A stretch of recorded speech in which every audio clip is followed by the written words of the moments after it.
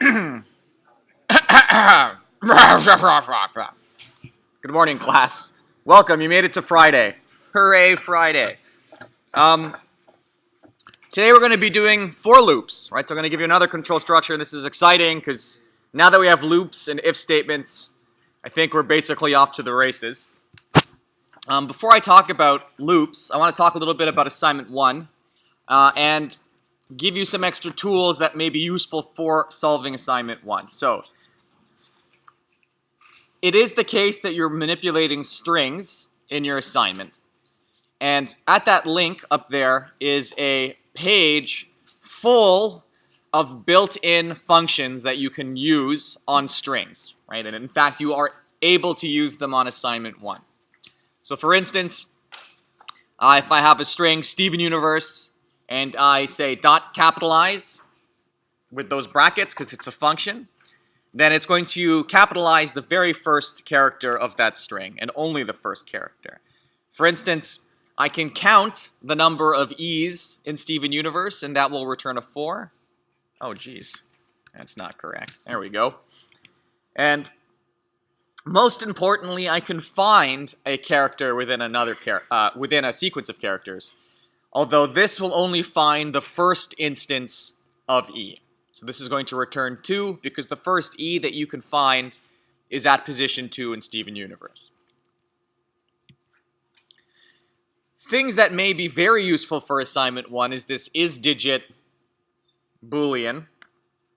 That tells you if a string is only comprised of digits and only digits. So this string is only comprised of digits, so that's true. This is not only comprised of digits because it includes a decimal, so that's false. But you can find the decimal, that's at position 3. You can also find E in this number. What is this number? Do you guys know that this is valid?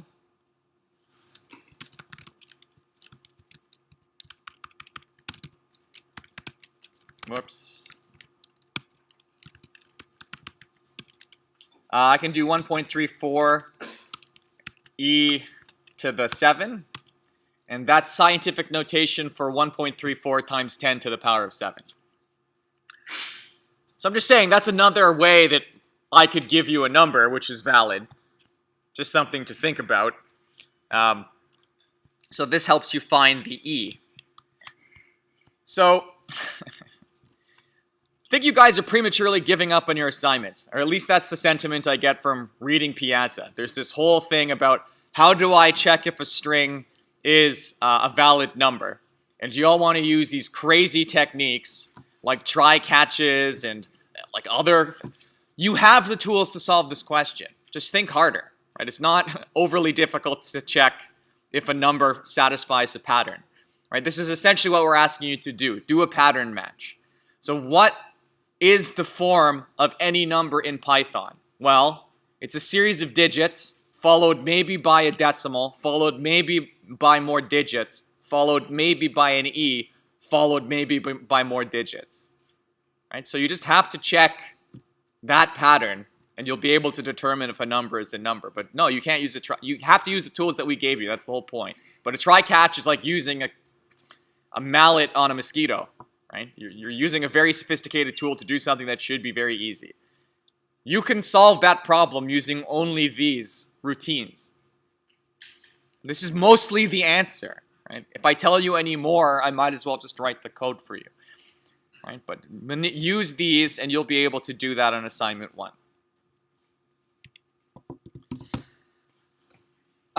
So for today, I want to mention 2 specific built-in commands that Python has, and that's the ordinal and character. So when I introduced strings for the first time, I showed you that strings were actually comparable. And I think specifically I showed you that the smaller case a is greater than the higher case a. What I didn't tell you, well, I did sort of tell you that these numbers are encoded by Unicode and are ordered. You can actually get the order of A, or the ordinal of A. So the ordinal of A, the character, is 97 because Unicode said so, basically. There's a big list of these numbers, and the way that they're listed is just arbitrary somewhat. You can reverse this by asking for the character, which is Unicode character 97, and that gives you A. And here's a fun thing. None of you are going to guess, but there is a character that's at position 128,512. And I just thought this was fun, so let's just take a look at what this is. The character at 128,512.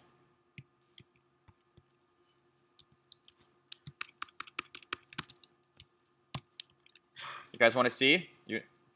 Or should I build more anticipation? It's emoji. You can print emoji to the screen. So now that you've found those, you guys can just have a ball here, right? I only want to input and output emoji from functions now, right? I thought that was fun.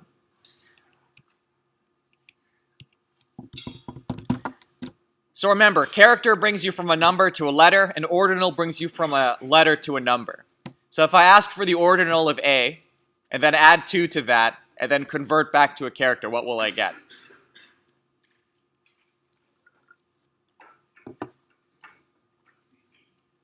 Is for cookie, and that's good enough for me. It is C. So remember that I said the other week that smaller case a is larger than bigger case a. And that's because the ordinal of a is greater than the ordinal of capital A. So the distance between lowercase a and uppercase a is 32. I just want you to hold on to that number. Just remember the number 32. Because I now want to write a function that converts a lowercase character to its capital. So let's now write this function. So I'm going to put those emojis away. I'm just going to go to my desktop. I'm going to touch Friday. I'm going to open Friday. And good news, everyone, I fixed the syntax highlighting, so I can now do it properly. So I want to define, what did I call it? That converts a lowercase character to its capital, okay? So to capital, I want to take C, a character string. I want to return a string. See, look, the syntax highlighting is working. Isn't that amazing? Converts a lowercase character to its capital. Assumes C is a lowercase character. Okay, what do I return? If I know the distance between the uppercase characters and lowercase characters is 32.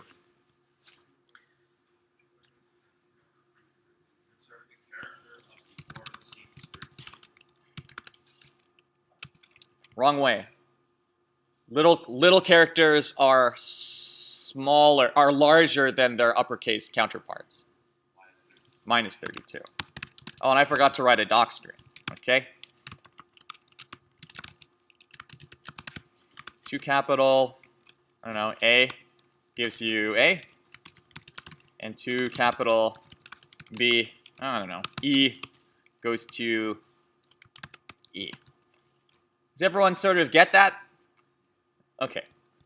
So let's just read this in to Python. Let's give it a test. So to capital A, to capital B. Whoa, oh. What is happening? Capshal. It's fat fingers, friends. So notice, though, that I'm not limited for, like, putting in other things. Like, I can put in $, and it's going to give me what's 32 before the $. But since all of you are so keen on type checking, why don't you start throwing in these assumptions into your code, right? Because now you can say, well, I put an assumption in it that says you're prevented from giving me anything else besides a lowercase character. Okay, so that one wasn't too difficult, actually. So I threw the answer there. What will be more difficult, though, is if I say something like Now write me a function which converts all of the lowercase characters in a string to its uppercase. At the moment, we have no way of doing this, aside from you give me a string and I go into Python and literally build a new string, right, manually, which is basically the opposite of what a computer is supposed to do. So, I want to write a function that converts all lowercase characters to a string, in a string to its capital. I want it to have this function signature, definition to capitals, except C's, right? Because we have multiple characters, so that's the naming convention that I use that helps me, right? I can have a single element X or multiple elements X's. So I use S here to denote pluralization. This is going to take a string and return a string. It's going to take some string like this, sort of with mixed characters, kangaroo, and returns kangaroo in large cases.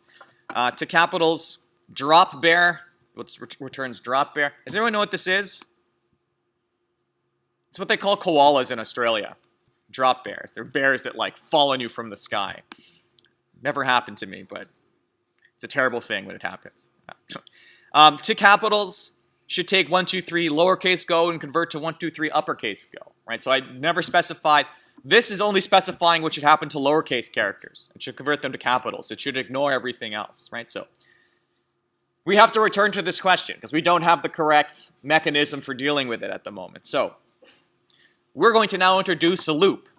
So a loop is another control structure. So we had our control structures are pieces of code that have some sort of special attributes. So we have the control structure of an if statement whose special attribute was I can skip code if I choose to. A loop special attribute is that it can repeat code that you give it.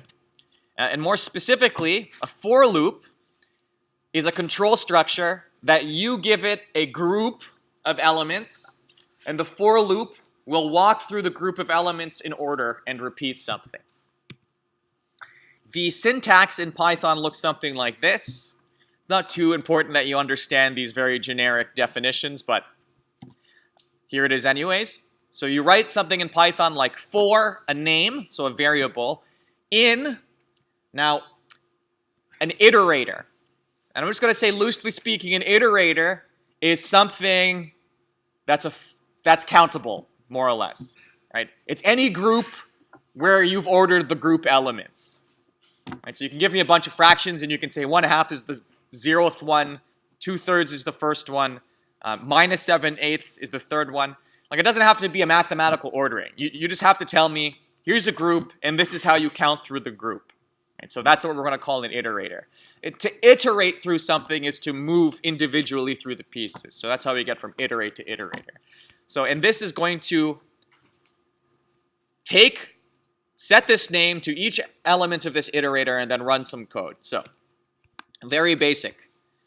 For x, in the string ABCD, print x. So, any guesses?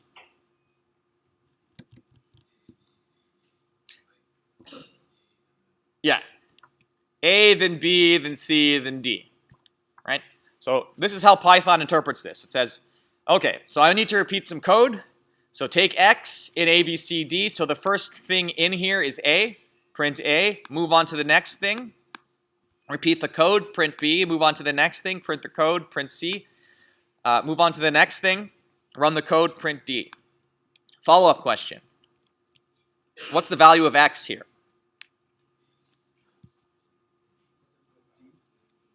Well, who says it's two options, right? Either undefined or D. It depends on the scoping of x, right? So I'm asking you, what do you guess that this is? Will Python say, sorry, this was a scope only for 4, or it's undefined because x is only defined within the clause. What you willing to bet? What's your confidence level? How many dentists agree with you? 4 to 5? You're wrong. I was trying to see what I could get from you. So in Python, it does get set to a name and it's alive, right? It doesn't get scoped to 4. So when you're finished iterating through an iterator, the name that you're using to iterate will escape that for loop, holding on to the very last value. right? So after escaping this for loop, x will have the value of d. So just keep that in mind, because sometimes this can create weird side effects and bugs. Because in other languages, this wouldn't be the case. In other languages, it would say x is local to the scope of the for loop. So let's just terminate the value. Now, something that is confusing for intro computer science students is the notion that these for loops or any control structure can be nested. Or you can put a control structure in a control structure. In particular, I can put a loop in a loop. And what's going to happen? Well, let's look at this example. And I'm going to look at this example 3 times. Okay, so I want to set 2 variables, digits and alphas.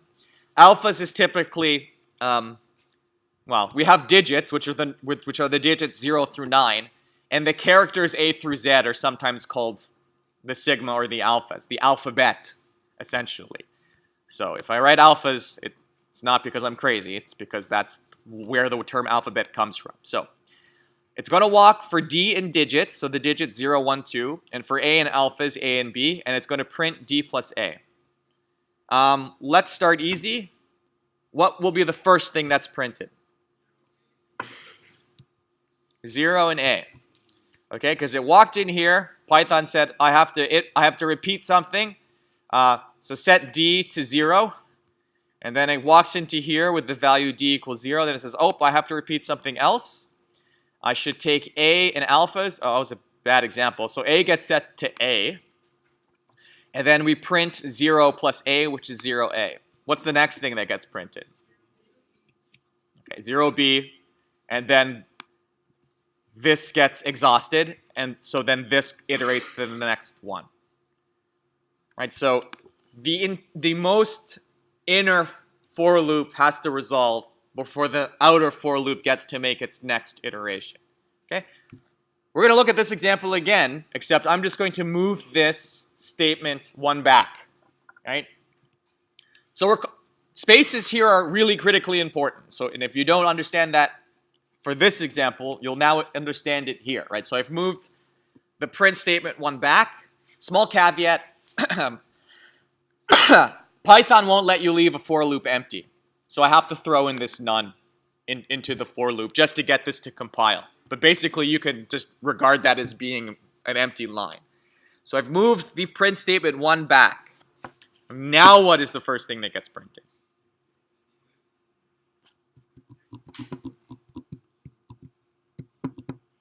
Okay, so we have 2 things, right? The digit and the alpha. 0B, 0B. Okay, let's trace this. So Python walks into this loop. It sets D to 0, because that's the first thing in the iterator. Then it looks at this loop. It sets A to A, then does nothing. Then sets A to B, does nothing, and exits. And so at this point, we have D set to 0, and A is set to B. So then it prints 0B. Then Python moves back to here, iterates the value of D from 0 to 1, steps into this loop, does the same nothing twice. Python exits this loop with the value of A set to B and the value of D at 1, and that prints 1B. And then finally, it just repeats that process a 3rd time for 2.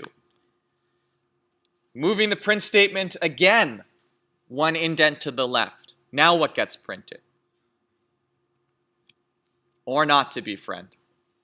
That's really the question, right? So note again, the names used to iterate through the iterator retain their value. Okay, so this print statement doesn't get repeated. It's outside all of the for loops, right? So D will iterate through digits. So we'll set D to 0. Then this for loop will exhaust and do nothing. Then D will get set to 1. Then this loop will exhaust and do nothing. Then this D will be set to 2. Then this loop will exhaust and do nothing, but escape with a value of A at B. And this loop escapes with a value of D at 2, right? The very last things in the iterator. So what do I print at this point? Well, 2 and B. There's something very typical that we do in a for loop. You're going to be doing this a lot. And it's called to, when we do this, we're using something called an accumulator. So if I use this name, ACC, that's short for accumulator.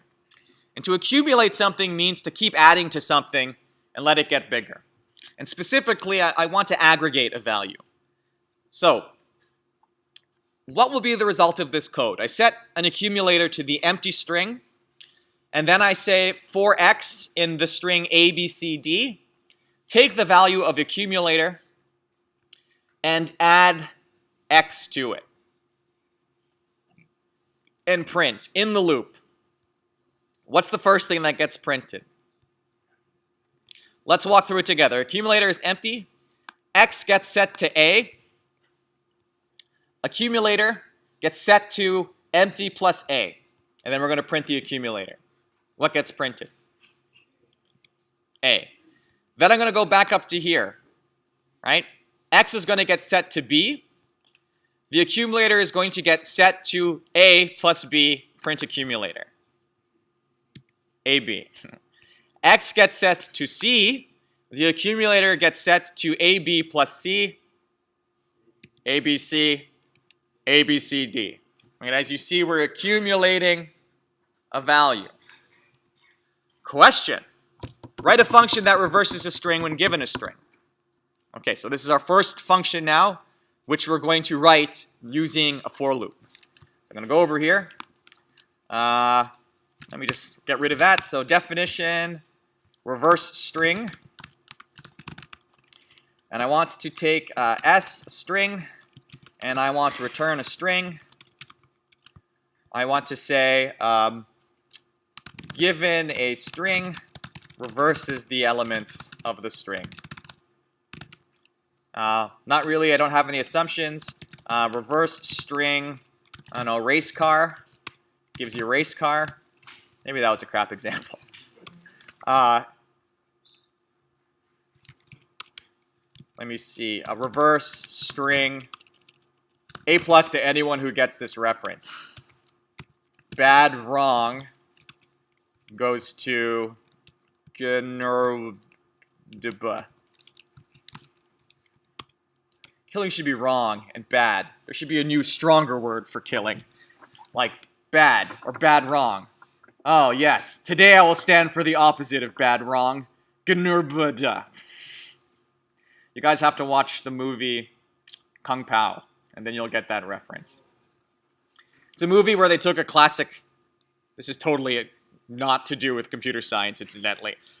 They took a movie where they took like an old, like Asian kung fu movie and dubbed it over with like ridiculous dubbing, and it's really funny. Right? There's the lead, one of the lead females doesn't say much, but she keeps like her mouth keeps moving, so they just go wee wee wee wee. She'll like say hello wee wee wee. And even when the dog barks, they've like dubbed the dog barking, so the dog will bark, and then like 5 seconds later, the audio of the bark. You have to watch the movie; it's a classic, and you'll get this bad wrong reference. End of tangent. That will be tested on your exam, incidentally. It will be worth 10% of your final grade. Back to this. I'm this close to pulling up the YouTube clip, but I can't. It's too much of a waste of your time. So how can I do this, right? We basically have the answer, right? So I showed you how to build the string forward. So how can I build the string backwards now? So let's start this way. Oh, so this is a bad one. I'll say C's for characters, right? So for C in characters, what should I do? So what did this do? Sure. Okay, but let's step through it together. So what did this do? It was accumulating at the back. How about we accumulate from the front? Right? So then every new character gets put at the front of the word rather than at the back. Right? So the effect of this should be that everything prints backwards.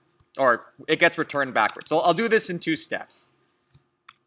So there's our function. Let's call it in. Let's try to reverse the string bad wrong. Perfect. Race car.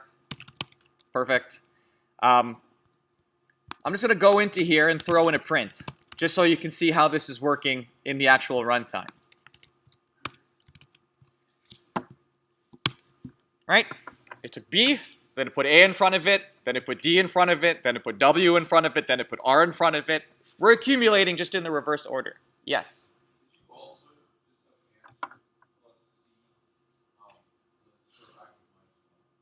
So, but why would you build a new string and then reverse it? You've doubled the amount of operating space.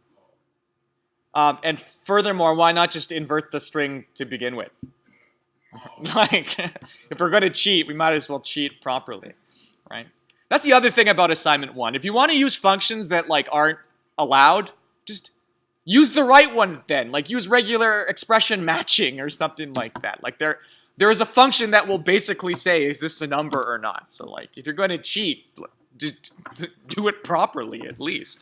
And I'll be less angry for like, oh, well, at least they read the documentation and found like the right function. But I don't know. I'm going to write some example where you have to use a try catch, which is going to like brick your computer. And then you'll all stop asking me about try catches. I hate try catches. During my PhD, it wasted like a month of my life. Because you're hiding errors. If there's a try catch in someone else's code, and their code does something, has a side effect which screws something up, and they put a try catch in it, you're basically saying my code is so perfect that it could never possibly lift an error, so I'm just going to try catch around it. I'm a little bit bitter about this wasted 1 month of my PhD, but it's a very sophisticated tool that should be used sparingly. Okay, so let's return to this question now of taking a function. Or let's return to the question of writing a function that converts something from it's a mixed lowercase uppercase to totally uppercase. And this is so the programs that we're writing in class now are going to get quite long. So I can't put them on the slides anymore. It wasn't really convenient for you to copy paste them anyways. So I'm just going to start putting Python files on the course website. So let's write a function that converts lowercase character to its capital. To capitals. And here's some characters, which are a string. I'm going to return a string. I want to exchange each lowercase member of C's with its capital. I have no assumptions. So to capitals, kangaroo should return kangaroo. To capitals, drop bear should become drop bear. You know what? Maybe I am going to put some assumptions in here. Assumes C's only contains alphas, so letters, and spaces.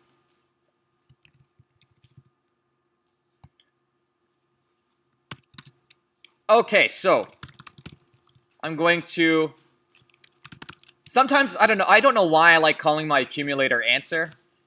You can exchange. I like to know I'm constructing something that inevitably is going to be returned.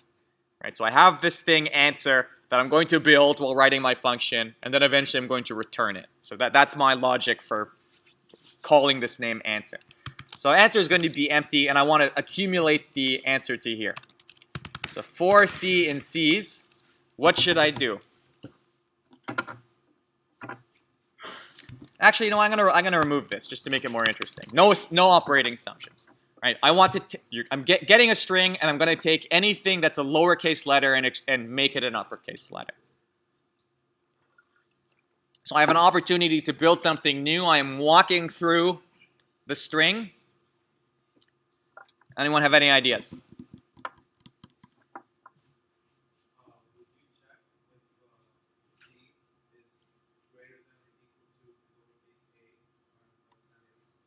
Great. So the first thing we should do, check if C is a character, right? And in fact, check if it's a lowercase character. And I could do that like this. If the character is greater than or equal to A, or less than or equal to Z, then it's a lowercase character, right? If it's in between those two things in the alphabet, then it's a lowercase character. So if it's a lowercase character, what do I do?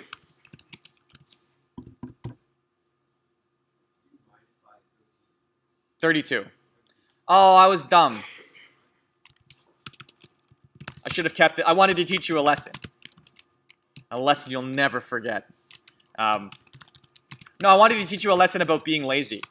Because we wrote this before, right? So how did we return the character of the ordinal of C minus 32, right? That's how it looked, right? I sure hope so, otherwise we're going to get some errors. We wrote this earlier on in the class. So what you said was correct, but I want to be more lazy than that and also more explicit. I want to say to capital here. Everyone get that? We're just recycling code, right? Like good programmers and good Canadians recycle. Right? Yeah. To capsule. There we go. To capital C. Okay, so else what do I do? Right, so I'm looking at each member of this string and I'm rendering a decision, right? So I look at it, I say, if this is a lowercase character, then I should capitalize it. Else, what should I do? Yeah, just leave it alone. I don't need to do anything to it. So answer is equal to answer plus C. Answer. And then I return my answer. So let's give this a try.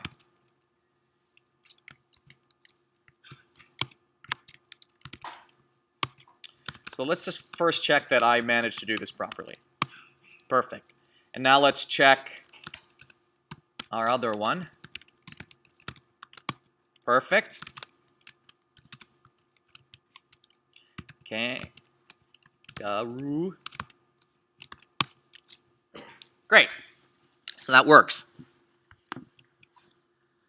Okay, in the last 10 minutes here, if I can get it out, I'm going to show you some encryption. It's a very, very basic encryption. So, you guys probably haven't done any cryptography. It's interesting. So, a Caesar cipher is one of the earliest examples that we can find of encryption. When I say encryption, it means I want to pass some sort of message to someone else so that anyone who is able to intercept that message is unable to read it, right? So I have to engage in some type of secret with someone else. So a ciphertext is a type of encryption where each letter in the plain text is shifted a certain number of places down the alphabet to obtain the ciphertext. So here's some language from cryptography. A plain text is a message unencoded in the plain, right? Hello, I need to encode this message. That's plain text. You give your plain text to your encryptor, and it becomes ciphertext. Then you'll get something else that comes out that looks like nonsense, that is unreadable. And then you give it to someone else who takes the ciphertext and decrypts it using the decryption algorithm. Do you guys know what RSA cryptography is? Do you know how critically important RSA cryptography is to basically everything you've ever done on the internet? The fact that you can send your bank account information, like think about this. All of us are wirelessly communicating. It's fairly easy to come in here and to try to start intercepting the bits that are coming from the wall into your computer. We have devised a system, we being mathematicians and computer scientists, that allows anyone to spy on your communication, and that is useless, right? Because no matter how hard they try, they'll never be able to disassemble the encrypted messaging. So you should at least have some appreciation that mathematics is not always useless, right? Because I'm sure all of you have bought something online. So the Caesar cipher is fairly easy. You just take a letter and you shift it up or down a certain number of characters, right? So a Caesar cipher with a shift of 1 would shift A to B, B to C. But more interestingly, a Caesar cipher with a shift of -2 will take A to ZY, right? ZY, shift 2 down. We'll take B to AZ, shift 2 down, right? So you can make forward shifts or right shifts. Okay, so stop thinking about the alphabet in a line and start thinking about the alphabet on a clock. And this is going to be much more easy for us to imagine it like this. So imagine you have an outer ring of letters, A through Z, right? A at 1 o'clock and Z at 12. And then I put another ring in the middle of it, same ring. And then I just rotate this ring a bit, and then it tells you like how to exchange that, right? So I'm going to exploit the circular nature of the alphabet using these remainders, right? Whenever we talk about something going off the end and coming back to the beginning, we have to use remainders. So I have 10 minutes to write the code for this. And in particular, I want to write functions with these headers. Encrypt Caesar, so take plain text and return ciphertext, or decrypt Caesar, that is, take ciphertext and return plain text. Okay, so let's see how fast I can do this. Go away. Okay, so first I want to define something called shift. And I want to take C, a string, and I want to return a string. And what shift needs to do, takes a alpha and returns the character shifted by, and I probably should give this a shift letter by shift, which is an integer. This will be the hardest part of the whole code. Okay, so what do I want to do? I want to take something like shift letter, and let's say assumes input is a alpha, right? That is anything from A to Z, or anything from big A to big Z. So shift letter of maybe A and 1, that should give us B. Shift letter of B and -3 should give what? A, Z, Y? Y. Okay. So I'm going to do this in 2 steps. Okay, so first, I need to know the position in the alphabet of C. Okay, so what is the position in alphabet? Or I'll call it alphabet position. So I know the ordinal, I can get the ordinal of C. So I want to make it so that that A is at position 0, B is at position 1. So how can I shift this? How can I find the position in the alphabet of this character C?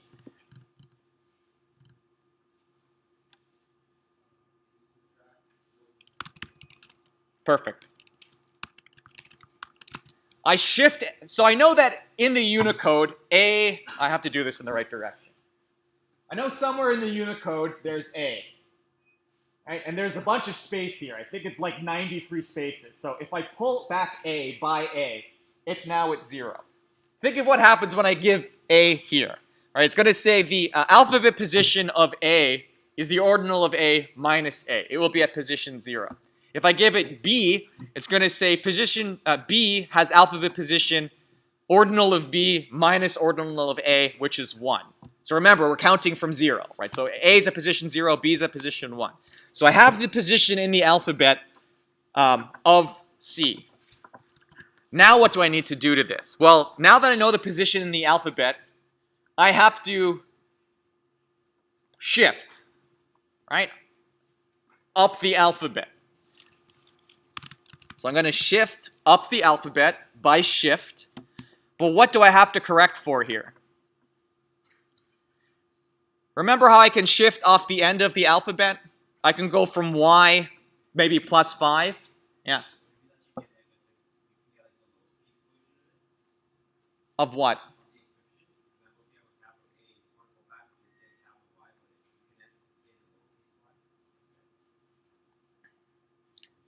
Well, the uppercase Y should shift. So I don't follow you. Yeah, so sure, if I went to Y and I did plus 10, I could get like smiley face. I don't want smiley face. I want to go, remember how we're imagining that the alphabet's on a clock? When I go from 12 o'clock, I need to go to 1 o'clock. I don't go from 12 o'clock to 13. So what did I give you that helps you in this situation? I literally called it clock arithmetic. Remainder. How can I use the remainder in this instance? How many letters in the alphabet?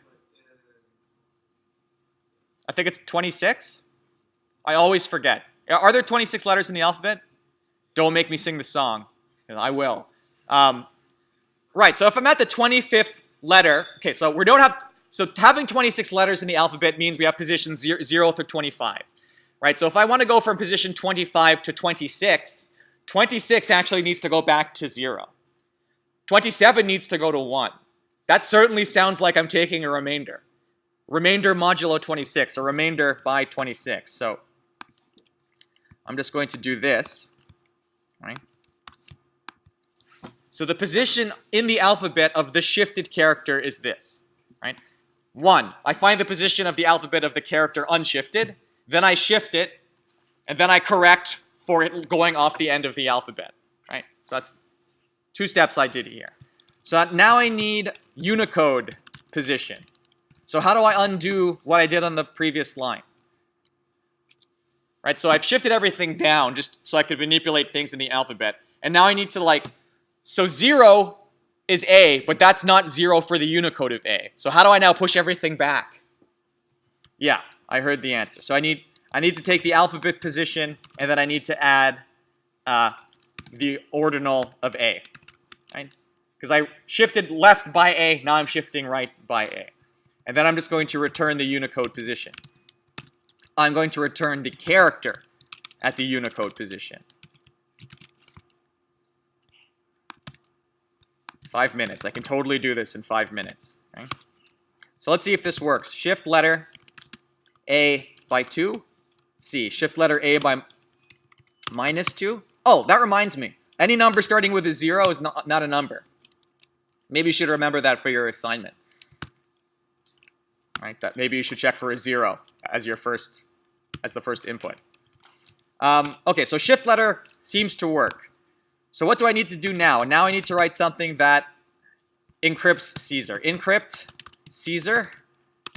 And I want to take a plain text message, that's a string, and a shift, which is an integer, and I want to return another string. Okay, so what does this do? This takes plain text message and encrypts to ciphertext using the Caesar encryption method. Okay, and it takes something like encrypt Caesar ABC 1, and it goes to B, C, D. Something like this. Okay. So, for each character, okay, so I'm going to create an accumulator, start it at empty. I'm going to eventually return that as an answer. So I need to now walk through the plain text. So for a character in the plain text, what do I do?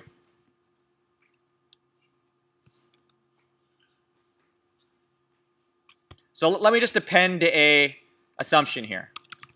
Assume plain text only contains alphas and spaces, right? Okay, I'm running out of time, so I'm just going to give you the answer, right? So I'm encrypting a message. I don't want to encrypt spaces. Spaces can stay spaces. So I'm going to say if C is a space, then I don't want you to do anything. Just, that's fine. Have the space. Else it's not a space. Then I want to take the answer and add to it the shifted version of C by this shift. And then I want to return the answer. So let's see here. If I want to encrypt something that, like, I have to communicate secretly, I don't know, like Drake is overrated, right? And I want to encrypt this using the cipher, I get an error because I'm a terrible computer scientist. What did I do? Int object not callable. Oh, sorry, shift letter, yeah. All right, so encrypt Caesar. Drake is overrated by -3, and it gives us that. Okay, so there's my secret message to my friend, because I'm ashamed of not supporting this Canadian icon. How can we decrypt this now? And remember, I want you to be good programmers and be as lazy as you can. A+ to whoever gives me the correct answer in the next minute. Huh?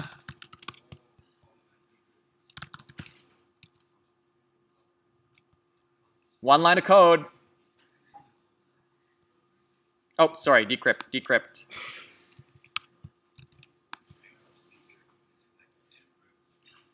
I hear the answer. Yeah, in this method, the encryption and decryption is exactly the same. Right? Ciphertext minus shift. Right? I had to shift one way to encrypt it. I just have to shift backwards to decrypt it. So one line for decryption. So let's give this a try. So decrypt this message by -3. Oh my god. I can't spell properly. Ciphertext. I need this. Hooray! This will be on the course website. Next week, more on accumulating and condition checking. You guys have a safe and pleasant weekend. Yeah. I want you to keep upping it. Like next time I want a standing ovation, right? Following that, I want you to throw roses onto the lecture stand, right?